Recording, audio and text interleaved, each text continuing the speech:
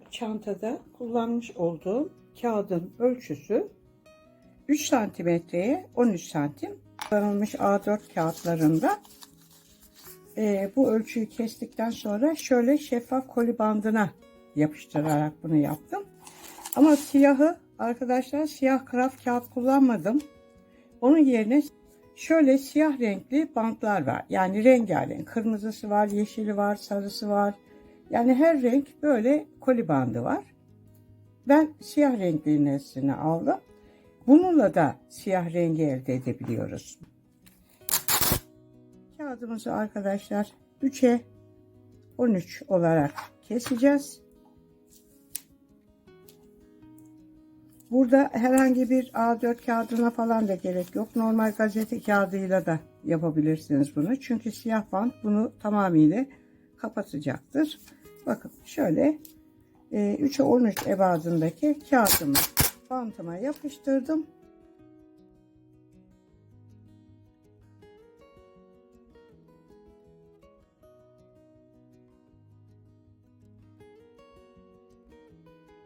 Kesiyorsunuz. Şimdi şu fazla kısımları şu şekilde içeriye katlıyorum.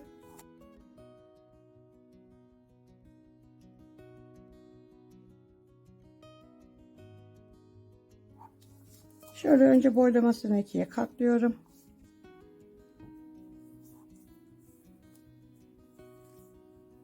Şu ince uzun bir şeritim oldu.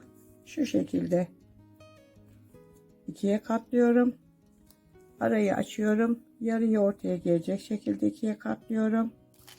Diğer yarıyı da ortaya gelecek şekilde ikiye katlıyorum. Ve katladığım bu iki yanı birleştiriyorum. Kağıtları katlama şeklim bu. Bakın kağıtlarımı hazırladım. Şimdi tabanı yaparak işe başlıyorum. 2 tane kağıt aldım. Birini alttan, birini üstten geçirerek şu vaziyette bir L harfi oluşturdum. Bir tane daha kağıt aldım. Onu da şu şekilde yukarıya doğru çıkıyorum.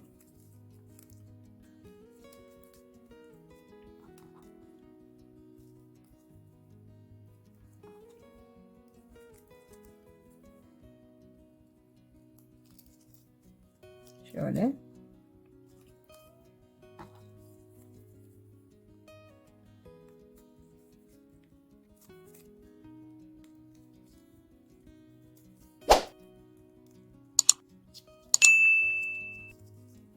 Evet. Bir tane daha alıyorum. Böyle aşağıya doğru.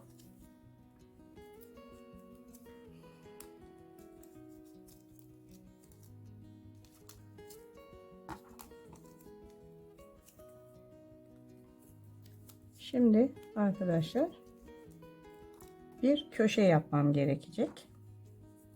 Şuraya ben bir köşe yapacağım. Şöyle aşağıya doğru iniyorum.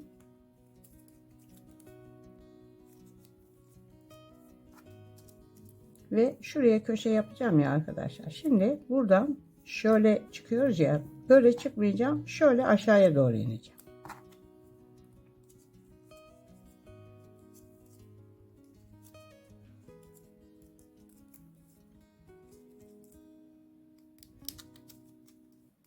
Bakın şu şekilde bir köşe yaptım. Şimdi buradan ara açık. Şuradan dışarı çıkıyorum.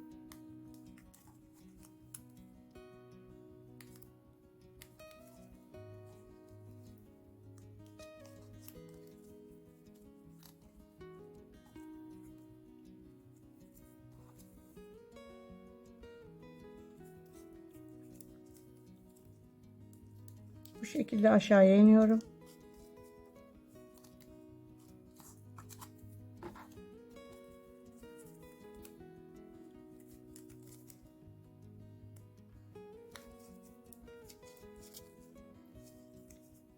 Şimdi arkadaşlar bu iki köşenin arasında şöyle 3 tane tepe olacak. Ondan sonra bir ikinci kareyi yapacağım. Şimdi arkadaşlar şöyle yukarıya çıkıyorum. İkinci köşeyi yapıyorum. Dikkat edin.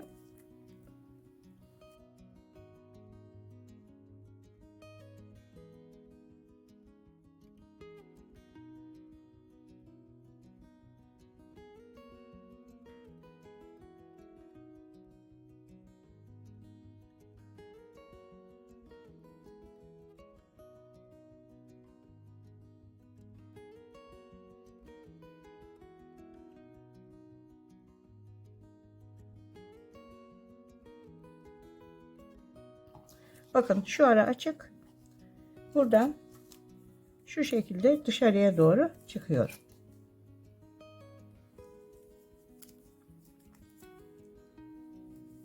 Şöyle. Gördünüz mü? Şimdi böyle aşağıya iniyorum tekrar. Şu vaziyete iniyorum tekrar.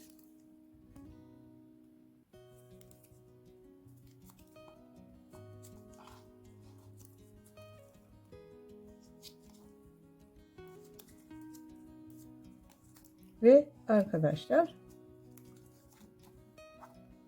bir daha şuradan dışarıya çıkıyorum. Şöyle.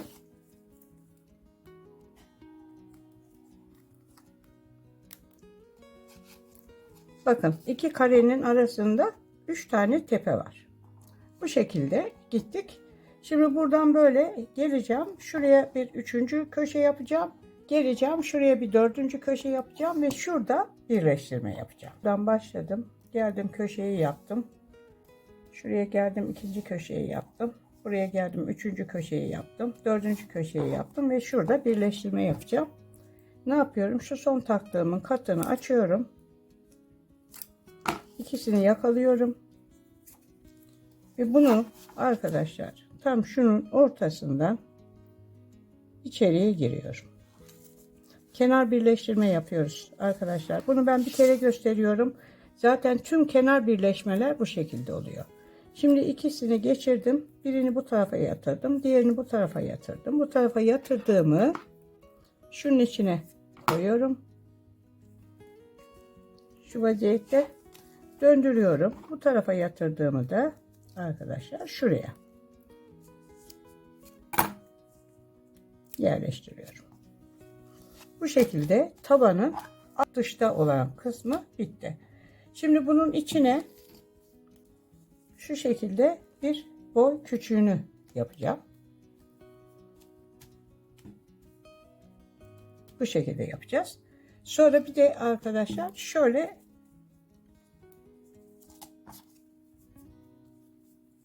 göbek kısmını yapacağız. Şurayı. Şimdi size burada şu aralara da şöyle minik kareler yapacağız. Bu minik kareleri yapabilmek için arkadaşlar şöyle yapıyorum. Şu katlamış olduğum kağıdı ortadan makasla ikiye bölüyorum. Şöyle 2 tane kağıdım oldu kestiğim zaman. Bunun bir tanesini alıyorum. İkiye katlıyorum. Sonra açıyorum arayı. Yarıyı buraya gelecek şekilde katlıyorum. Yine diğer yarıyı ortaya gelecek şekilde katlıyorum ve ikisini birleştirdiğim zaman şu şekilde arkadaşlar bir karemiz oluştu. Diğer yarıyı alıyorum. Onu da şuradan içeri geçiriyorum. Şuradan bakın çıkmasına izin vermiyorum. Kaçırıyorum içeri ve döndürüyorum. Bir döndüm. Bir daha döndüm ve bunu yakalayıp arkadaşlar hemen şunun içine şu şekilde yerleştiriyorum. Bu kareleri yapmak bu şekilde oluyor.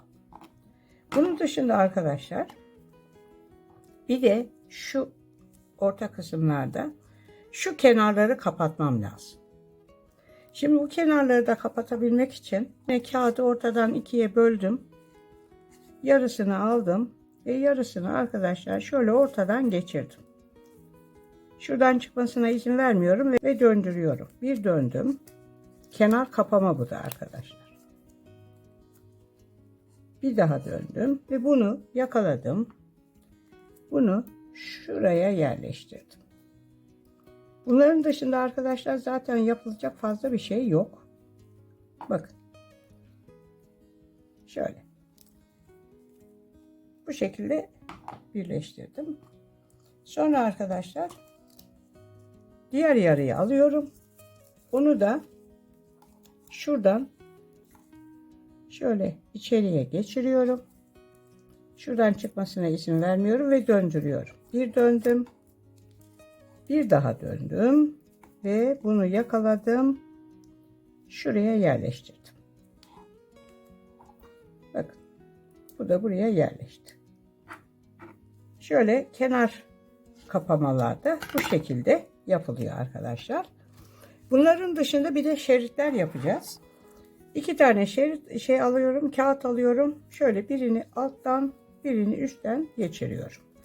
Bu da bu şeyin tabanın etrafında dönecek olan şeritler arkadaşlar bunlar da. Şöyle bir daha aşağıdan yukarıya doğru geçiriyorum.